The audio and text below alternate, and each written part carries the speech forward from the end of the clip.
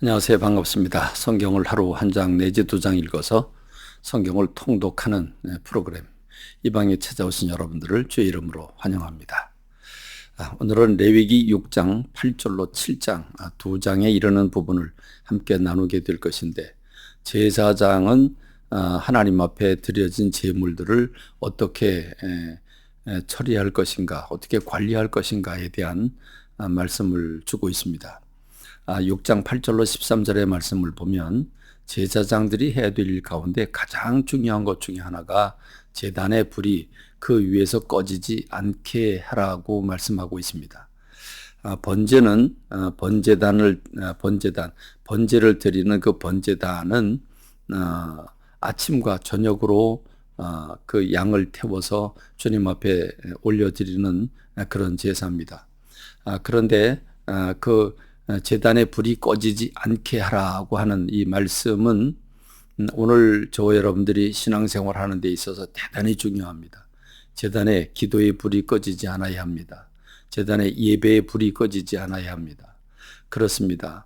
불은 하나님께서 내려 보내주신 것이 최초의 불이고, 그 불을 꺼뜨리지 않고 지켜야 하는 것이 교회가, 모든 성도가 제사장이라면 제사장 모두가 지켜야 할 가장 중요한 것은 바로 성령의 불이 꺼지지 않게 하는 것입니다. 교회는 성령의 불이 항상 충만해야 합니다. 성령의 불이 활활 타올라야 되고 항상 성령 충만해야 합니다. 부르짖는 소리가 끊이지 말아야 되고 찬양 소리가 끊이지 말아야 되고 예배가 주님 앞에 끊이지 말아야 됩니다. 이 제단에 드려진 제물을 어떻게 관리할 것인가 중에 첫 번째가 바로 제단의 불을 꺼뜨리지 마라 라고 하는 것이고, 또 하나님 앞에 드려진 제물들을 어떻게 관리할 것인가 하는 점에서 그게 제사의 종류에 따라서 전혀 다릅니다. 번제의 경우에는 하나님 앞에 다 불태워 드리는 제사이기 때문에 그 번제로 드리는 모든 제물을 다 불태웁니다. 다만 그 가죽만큼은 그날 번제를 담당한 제사장에게 주도록 그렇게 규례를 만드셨습니다.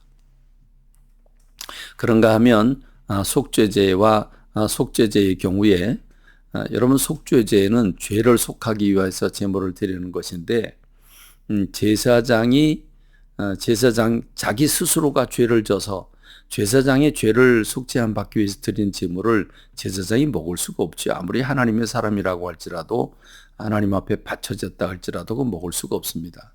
그래서 이스라엘 전체 백성이 죄를 범했을 때, 그리고 그 제사장 스스로가 죄를 범했을 때 그를 속하기 위한 제사의 제물은 먹지 못하고 다 태우도록 했습니다.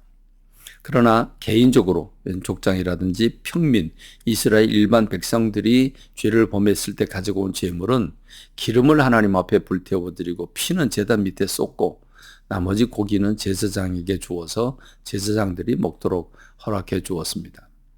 소제는 곡식을 드리는 제사인데, 곡식이 아닙니까? 주님 앞에 불태워 드리는 부분을 빼놓고 나머지 전부는 제사장에게 주어서 제사장이 생활하는 데 먹고 살아가도록 허락해 주셨습니다.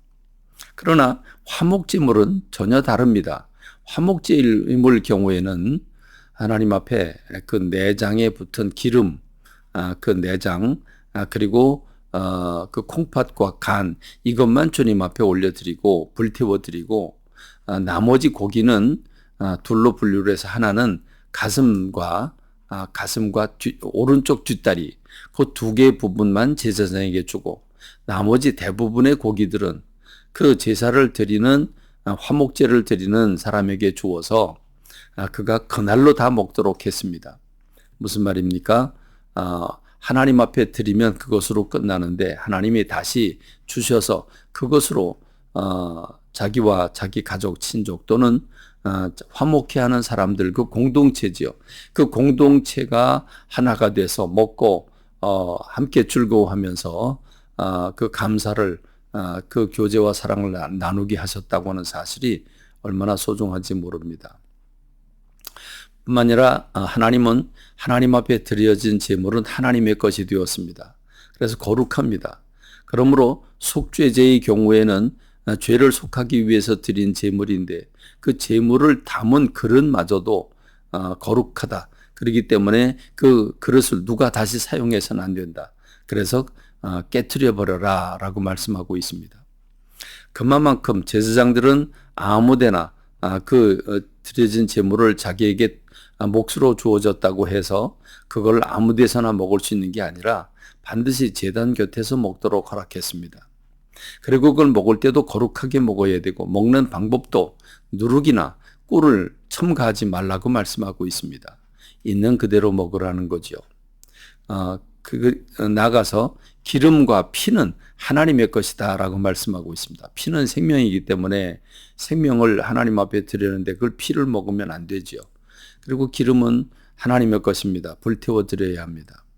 그러고 보니까 하나님께서 사람들에게 다 유익한 것은 사람에게 주시고 그리고 하나님은 또 영광을 받으시는 모습을 볼 수 있는데 피는 생명이기 때문에 제단 밑에서 뿌리고 기름은 불태워 드리는데 사람들이 기름을 먹으면 짐승의 기름을 먹으면 몸이 상하지 않겠습니까?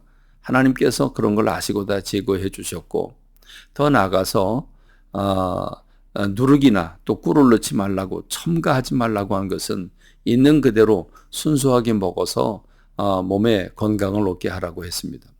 오늘 우리가 살아가는 세상에 맛과 멋을 위해서 누룩과 꿀을 너무 많이 집어넣고 맛을 위해서 먹는 것처럼 그렇게 음식도 예술품처럼 되어가고 있는 상황이고 거기에 말할 수 없는 많은 첨가물들이 들어갑니다. 그 첨가물이 사람들에게 얼마나 해롭게 하는지를 우리가 생각해 본다면 하나님께서 하나님 앞에 드려진 제물을 제사장에게 주어서 그들의 소득이 되게 하되 다만 누룩과 향을 넣지 말고 먹으라고 말씀하고 있습니다. 하나님은 제단에서 일하는 사람들이 제단에서 먹도록 허락해 주셨습니다. 예수님은 2명씩 짝지어 전도를 나가는 제자들에게 두벌 옷도 준비하지 말고 신발도 준비하지 말고 지팡이마저도 준비하지 마라. 어디를 가든지 그 동네에서 주는 것을 먹어라. 제단에서 일하는 사람이 제단에서 나는 것을 먹어야 되고 복음 전하는 사람들은 복음을 전하러 갔을 때 반드시 하나님께서 먹이시고 입히신다고 말씀해 주셨습니다. 이런 것들을 생각해 보면 구약시대 레위 지파에게 재산을 주지 아니하고 땅을 주지 아니하고 하나님 앞에 드려진 것을 먹도록 했는데 이는 레위 지파가 하나님 앞에 드려졌기 때문입니다. 이런 규정들을 바라다 보면서 오늘 우리가 어떻게 제단에 불을 끄트리지 아니하고 어떻게 성물들을 관리해야 될지 목회자의 삶이 어떤 삶인지를 생각하면서 은혜가 되는 여러분 되기를 바랍니다. 감사합니다. 말씀 맺겠습니다.